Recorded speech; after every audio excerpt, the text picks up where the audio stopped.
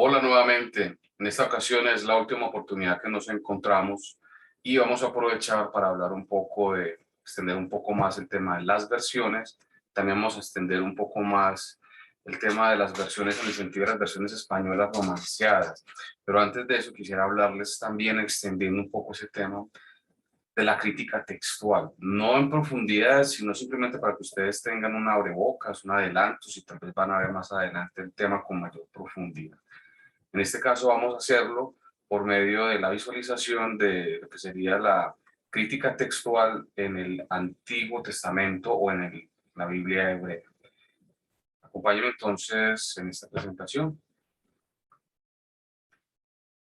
Vamos a hablar un poco entonces de interpretación, texto, versiones y crítica textual de la Biblia hebrea. Ven ustedes en pantalla la primera página del Bereshit, del Génesis, en la edición crítica que se tiene actualmente en la Biblia Stuttgartensia. Actualmente hay una edición un poco más adelantada que es la quinta Stuttgartensia, porque incluye, perdón, los documentos o el acervo documental mejor que viene de Qumran. Pero básicamente, pues, tiene lo mismo. Usualmente estos textos, estas ediciones críticas, como la Biblia Stuttgartensia, la Biblia hebraica Stuttgartensia es el nombre completo, provienen del códice Alepo, en grado. Bien, vamos a mirar entonces, acá podemos ver que al fondo, en las márgenes, tiene algunas anotaciones de lo que era la Masora Parva, ¿sí? Y abajo tiene pues algunas anotaciones también, no corresponden pues, al menos estas notas sí corresponden o hacen llamados a la Masora Magna. La diferencia entre Masora Parva y Magna es que la Masora Parva, como el término lo dice en castellano, incluso en castellano colombiano se entiende muy bien, es digamos como los comentarios o las anotaciones marginales más pequeñas, parva. Aquí en Colombia se le dice así al pan menudo, o no sé si en su región el uso lingüístico también tenga esa acepción, mientras que la Masora Magna, esos términos en latín, indica pues unos comentarios más extensos y hacen parte en otro corpus, en otro texto. ¿Sí? Acá están las anotaciones de la Masora Magna. ¿Sí? Y abajo pues tiene otras anotaciones de tipo crítico textual, especialmente referidas con la Septuaginta. Y en algunos casos pues también con la Vulgata. Vamos a mirar, pues ahora usar un poco las ediciones modernas que se van a desarrollar en los siglos XX a XXI, que es lo que estamos hablando un poquito. Vamos a dar esta introducción usualmente se hace cronológicamente desde el principio hasta ahora, lo vamos a hacer invertido porque es realmente creo que el tiempo cronológico que tenemos más en cuenta, lo que tenemos actualmente y vamos devolviéndonos, por decirlo así. Estas ediciones modernas pues están representadas por dos grandes ediciones del siglo XX. Al inicio del siglo XX, la hebraica de Kittel, ¿sí? 1901, que sirvió como base para la hebraica stuttgartense a mediados del siglo pasado y que sigue rigiendo. Y como les había dicho ahora, a inicios de este siglo, en lo que vamos corrido, pues se va editando poco a poco la hebraica quinta, que la tenemos acá. Y por aquí he dejado, pero no sé si les puedo mandar después este enlace. Ustedes pueden visitar la página donde se está publicando. Entonces, permítanme, lo vamos a ver un momentico. ¿Será que lo deja abrir? Sí, lo deja abrir. Es en la Sociedad Bíblica de Literatura Bíblica, la Sociedad Norteamericana de Literatura Bíblica.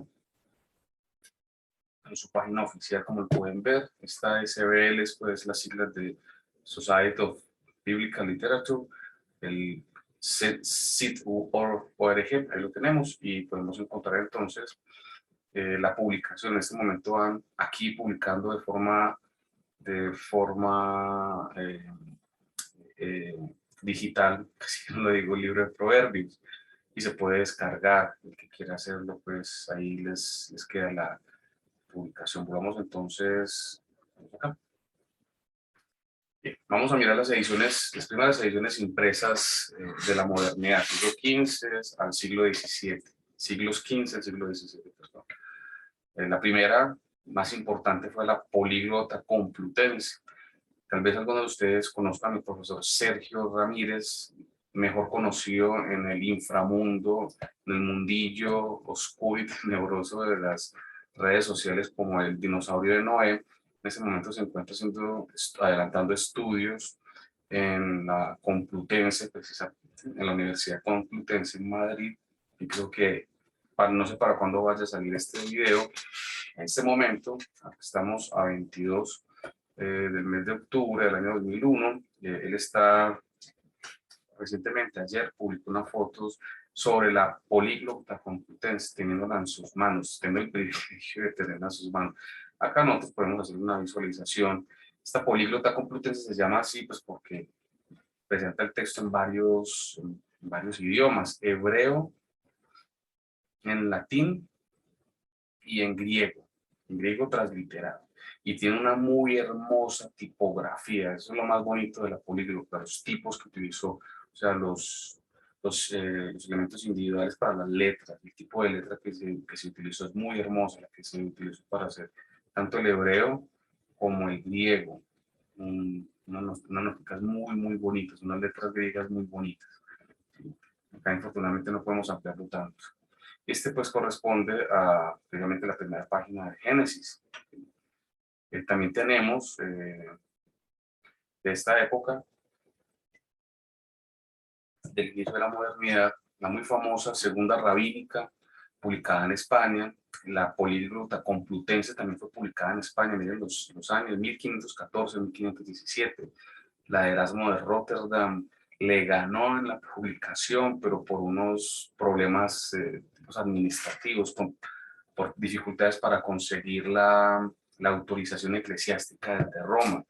El cardenal Cisneros, que es el que estaba encargado como editor general pues, de la empresa de publicación de la Políglota Complutense, pues tuvo algunas dificultades para conseguir estos permisos y se retrasó su publicación. En Holanda, si no estoy mal, que es donde se publica el texto del Nuevo Testamento de Erasmo, tenían noticia de la publicación de la Complutense, se quisieron adelantar por el apresuramiento, es que es tan deficiente en su aparato crítico, en su acervo documentario, precisamente el texto de Erasmo de Rotterdam, que es desde ahí donde se origina el texto recepto, con todo ese problema que tiene precisamente ese tipo de texto. En España también, como les digo, de esa misma época, 1524, es la famosísima Segunda Rabínica, un texto hebreo publicado por los rabinos, Jacob Ben Hajim, por ejemplo, acá lo tenemos. ¿Sí? Y también de esta época son otros textos hebraicos que son muy conocidos. La famosa edición Kennicott, que también es rabínica, del siglo XVIII, 1776, nombrada, pues, digamos, como en su título latín, Vetus Testamento Hebraicum, perdón, cum variis lectionibus. Y también está la famosa Biblia de Rossi, también del finales del siglo XVIII, varias lecciones de Teri Testamento. Estoy solamente citando y estamos simplemente pasando pues de largo y citando las más importantes. Acá precisamente tenemos la Biblia de Kennicott, que ahorita la estamos citando, la otra Biblia que es muy famosa, que es medieval, de Cervera. La Biblia de Kennicott es también medieval, de 1574, y también está el famoso Keter de Damasco, de 1260. Todos estos son textos hispanicienses, españoles, de la judaería española. Es conocido en el ambiente de la crítica textual de la Biblia hebrea la fama que tienen los códices españoles por ser muy correctos y precisos. De hecho, todas las sinagogas de Europa se mandaba a corregir sus textos, los textos de la Tanaj con la que celebraban el culto sinagogal, los corregían en España, con los códices españoles. Y también son muy famosos los españoles por su gramática hebrea. Son todos textos desde el siglo IX con Masorah incluida. Vamos a ver, incluso lo bonito de todos estos textos, porque no nos podemos detener tanto en ellos, es ver las iluminaciones, a las hermosísimas ilustraciones. Precisamente la Biblia de Kennicott es muy famosa por las ilustraciones. Esto es del libro de Jonás, por ejemplo. muy hermoso. Y este Aleph es pues también de la Keter de Damasco. Son textos muy hermosos, muy propio pues, también de la escritura y la composición literaria de la Edad Media. Las iluminaciones o las ilustraciones acompañaban las páginas de los textos manuscritos. Bien, vamos a mirar entonces otros elementos. Vamos a entrar un poquito en detalle en otros elementos. La tradición rabínica y los hallazgos manuscritos permiten pensar en la fijación de un texto premasorético, antes del texto masorético, que está más o menos fijado en el año 70 de nuestra era, de la era común. Sobre esto hablan tres fuentes al menos importantes, que las tenemos acá. El Midrash Rabbah, a números 11.3, en el Talmud Jerusalén, en el Tratado Tanán, en la cita que se está presentando, y en la Carta Aristeas también, en los numerales 176 al 79, 179. Ahí se hablaba precisamente de una Torá o una Tanaj guardada en el templo, una especie de rollo que servía de arquetipo, con el cual se verificaban las copias posteriores que se iban llevando bien a Babilonia o a otros emplazamientos donde estaban los judíos para uso litúrgico. El rollo de Isaías de Qumran ha encontrado que su sigla oficial en la nomenclatura oficial de los textos es 1Q, Isaías B, porque se encuentra la primera cueva con Ram, Isaías, el segundo volumen. El rollo de Isaías, repito, coincide prácticamente en su totalidad con el texto masorético, que es del siglo IX. Eso pues es una, una constatación de la transmisión del texto hebreo durante los siglos. En Qumran, excepto los dos fragmentos que se están citando, 9Q y 10Q, en todas las cuevas, o sea, en la novena cueva y en la 10ª cueva, en todas las cuevas se han encontrado manuscritos bíblicos. Es notorio el número de manuscritos bíblicos en la 4ª cueva de Qumran, son 155. Acá tenemos, por ejemplo, esta es la cifra oficial del documento que se utiliza de el primer fragmento de Qumran de la cueva 1. PAM es la sigla que se utiliza para hablar del Museo Arqueológico Palestinense. ¿Sí? Ya aparece. Acá también tenemos pues el enlace que también se les voy a regalar para ir a consultar los textos, las microfichas.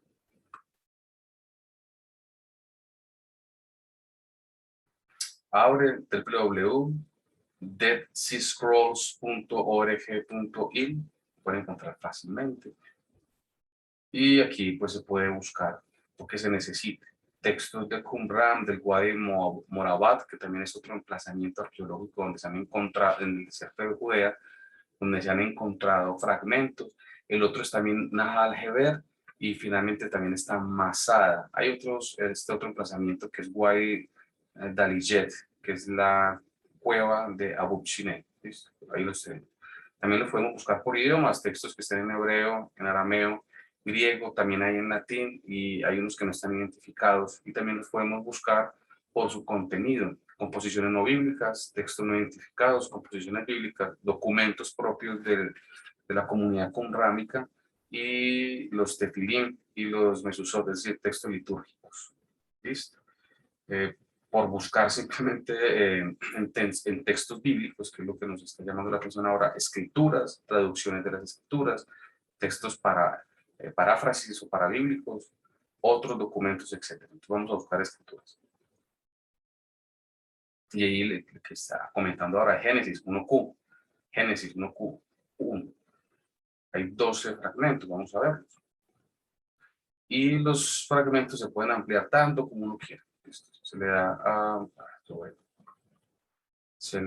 a la ficha, son microfichas, son fotos. Entonces se tienen son los positivos en este caso. ¿Sí? Y esos positivos pues aparecen, acá incluso hay discusiones de especialistas, si uno quiere ver, y de personas pues que les gusta hacer comentarios.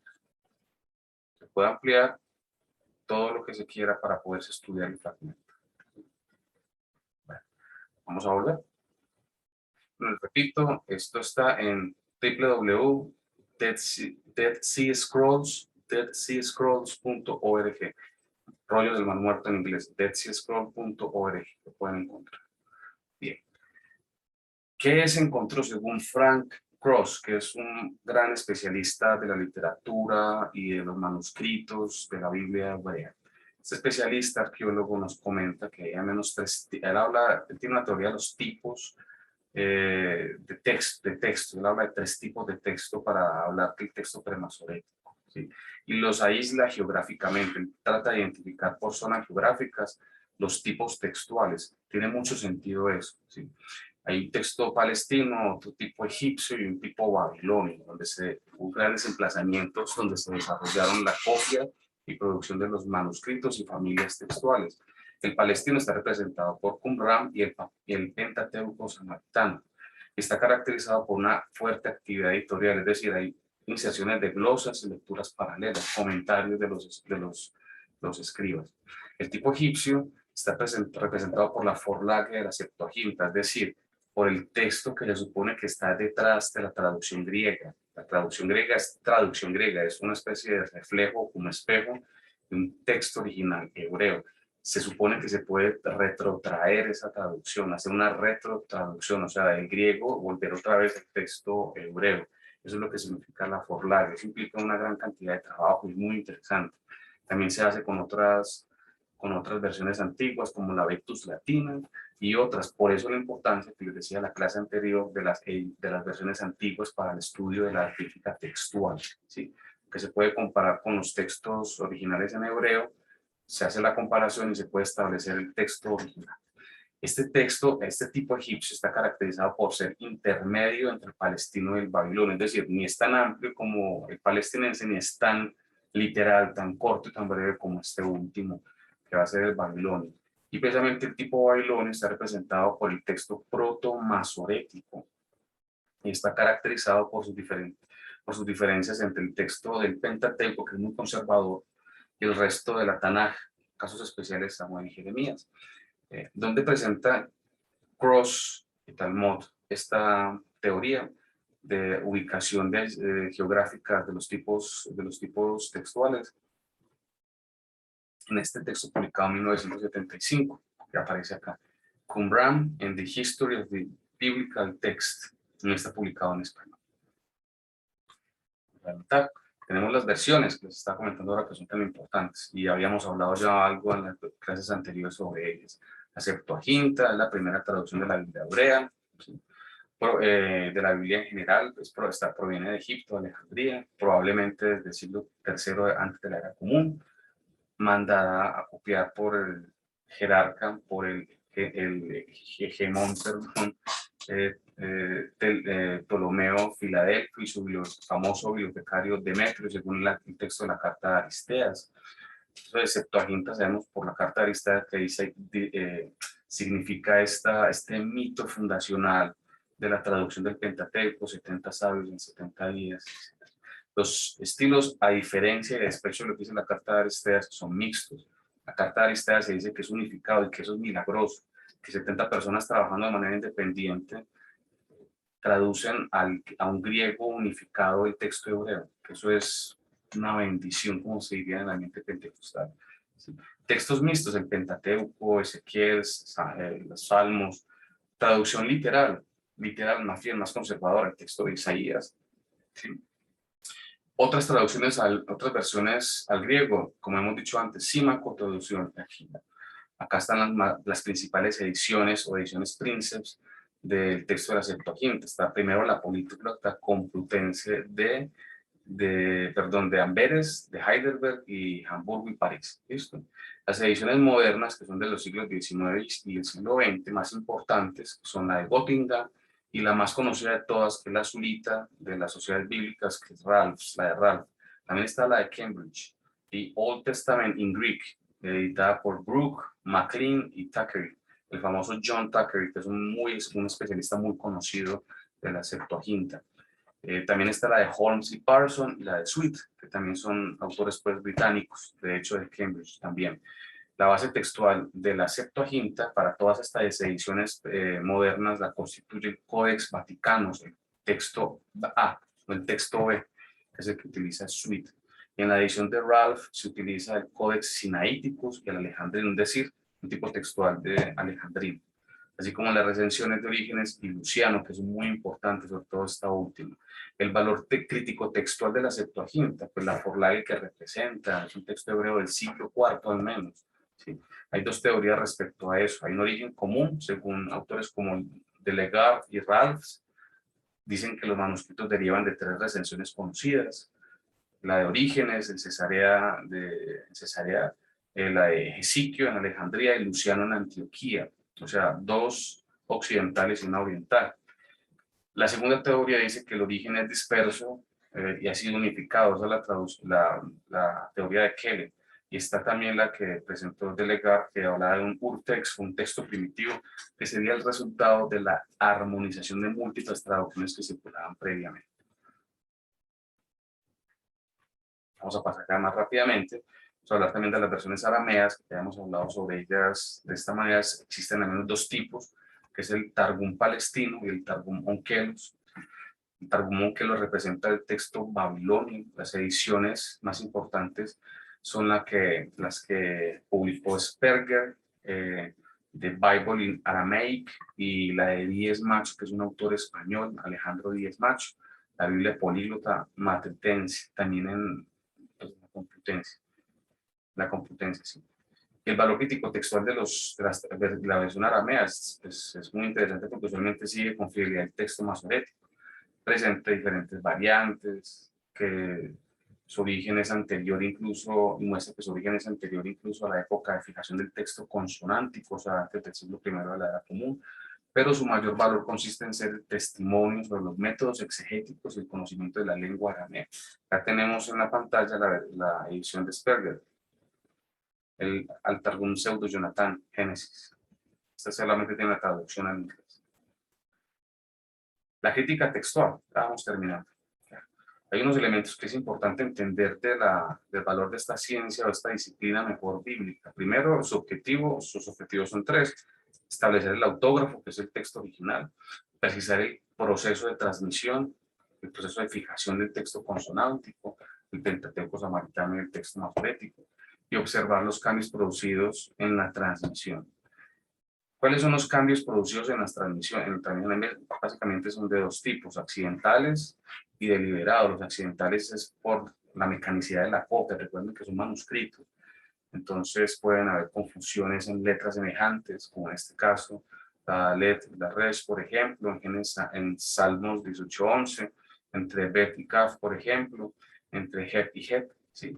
Lo tenemos acá, que son letras pues muy similares, también en sonidos similares, como ajá, que es hermano, acá, que es ciertamente, que es un adverbio. Hay una metatesis, perdón, que es cuando se invierten las letras interiores. Por ejemplo, en Isaías 32:19, la frase la ciudad, Ares, por ejemplo, y en primera de Qumran, Isaías, el texto precisamente, una metátesis y lo entendió como el bosque, porque si ven bien, se invierten estas dos letras respectivamente, Ain y Yod, ¿sí? Primero Ain y después Yod, y aquí es primero Yod y después Ain. Eso es fácilmente un error de copia. Y también está el homoactón, o también el homoteleuton, ¿sí? Cuando los finales son similares, el homoteleuton, y cuando los inicios de las frases son similares, entonces se tienden a confundir. También está la japografía y la dictografía, que es la duplicación y la omisión de palabras en los textos. Todos son, repito, errores accidentales de copia. Y también están los trivializados, pero están los deliberados, como por ejemplo que tienen que ver con elementos bien de orden estético teológico. Por ejemplo, trivializaciones y modernizaciones. Se trata de modernizar las frases o los léxicos que utiliza un texto.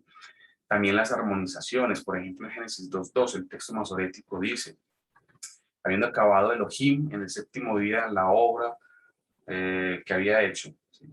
Mientras que en el Pentateuco samaritano y la Peshitta aparece la variante en vez de séptimo, sexto día. ¿Sí? Ese es un buen ejemplo, porque el séptimo descansó, ¿no? El tercero dice correcciones teológicas y morales, que les había comentado ahora, como origen de las diferencias. Por ejemplo, está el Ishbaal, se utiliza en vez del despectivo Ishboset, ¿sí? por ejemplo. Y el más famoso y muy diciente es el de Segunda de Samuel 24, esta es una coma en vez de una M, coma 1, o sea, el versículo 1 del capítulo 24 de Segunda de Samuel. El texto dice, incitó Yahvé a Dios contra los israelitas, pero ahí se mueven problemas teológicos serios, porque cómo va a incitar Yahvé a que los israelitas asesinen, eso es lo que va a pasar en el texto. Entonces, en Primera de Crónicas aparece la corrección, incitó Satanás a David contra Israel, ¿sí? Porque si incita a alguien es Satanás, no Dios. Dios, eso está en el Nuevo Testamento, en la carta de Santiago, Dios no hace lo que hace Satanás, que es seducir, ¿cierto? Dios no seduce a nadie, Dios no tienta a nadie. Lo dejamos hasta ahí y quiero finalizar mostrándoles una hermosura, que son las versiones o las versiones romanceadas medievales de España, de la Biblia, de las Biblias medievales romanceadas. ¿Qué es lo de romanceado? Eso es una forma de expresión que se empezó a utilizar en España, la España judía, en la cual el español, el idioma español, se estaba acrisolando y tenía todavía elementos de la lengua hebraica, incluso gramática, incluso sintáctico. Nosotros todavía lo tenemos. Por ejemplo, nosotros construimos los verbos y los pronombres de forma igual que en hebreo. En hebreo los pronombres son sufijos, están después del verbo. Por ejemplo, en español decimos vámonos, colocamos el nos de nosotros, nosotros vamos, ¿sí? Lo colocamos al final del verbo, como se hace en hebreo, vámonos, caminemos, ¿cierto? Eso es muy bonito del español y eso tiene mucho que ver pues, con estas Biblias medievales españolas romanceadas, que también el romanceado se conoce como judío-cristiano. Ese es un texto de 1950 que recoge una de las Biblias romanceadas, versión del Antiguo Testamento del siglo XIV, sobre los textos hebreo y latino. Y les quiero dar simplemente un ejemplo ya para terminar y les solicito que me regalen 3 minutos más. Estoy pasando rápido. Quiero que veamos, por ejemplo, no mucho detalle, pero sí con algo de detenimiento, los folios, ¿sí? Vamos a encontrar la presentación tipográfica de una edición de estos textos, ¿sí? Mírenos acá qué hermosura, el tipo de texto que se utilizaba ya para la época, ¿sí? Es muy, muy bonito. Y ahora sí vamos al ejemplo con Génesis. Génesis 1, capítulo 1. Y quiero que le presten atención al idioma. ¿Sí? Me van a perdonar porque va a ser la simulacro de cómo se pronuncia en español. Esta C con cerilla, ¿sí? Creo que se llama cerilla, si no estoy mal, esta comita al fondo, se pronuncia como una Z, y eso tiene que ver mucho con el andaluz en España. Entonces me perdonan pues, si les parece bobo o feo o grotesco lo que voy a hacer. Dice, en comenzo crió Dios a los cielos y a la tierra. Y la tierra era vana y vacía. Y tiniebra sobre la faz del abismo. Espíritu de Dios aumenta sobre la faz de las aguas. Dijo Dios, sea luz, que fue luz. Que vio Dios la luz que era buena. Apartó Dios entre la luz y la tiniebla. Llamó Dios a la luz día, a la tiniebla llamó noche. Que fue tarde, que fue mañana, día uno. Es hermosísimo.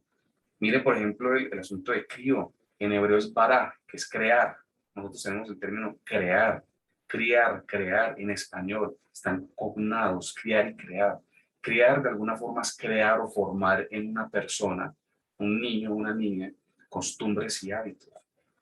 Cielos, ahí empieza el cefeo andaluz, que es la reducción de todos los fonemas sibilantes S, C y Z, reducidos a Z. Entonces no dicen cielo, sino dicen cielo, no dicen silueta, sino que dicen silueta o luz, por ejemplo, y no dicen, pues, y dicen evidentemente zapato, así, zapato. Nosotros tenemos el fenómeno invertido que se llama ceseo americano, que es la inversión de todos los fonemas o todos los sonidos sibilantes, S, S, C, Z a la S. Entonces nosotros no decimos cielo, sino que decimos cielo, como con S. Nosotros no decimos zapato, sino que decimos zapato con S. Y evidentemente pues decimos también cielo. Voy a dejar hasta acá. Les agradezco a todos muchísimo la atención. No saben cuánto les agradezco que hayan compartido conmigo estas sesiones, estas lecciones. Espero que nos veamos entonces muy pronto. Vayan tomando nota, espero que hayan ido tomando nota con preguntas para que cuando nos encontremos al final, ustedes puedan, haciéndonos saber estas preguntas, especialmente a mí, podamos compartir no solamente sus inquietudes, sino también sus certezas y los comentarios que tengan al respecto de los temas que hemos estado viendo. Les agradezco mucho nuevamente y les termino despidiendo con un saludo, así como en la Biblia, despedirse saludando. Les mando muchos saludos desde acá de Colombia, un fuerte abrazo y espero verlos pronto. Hasta luego.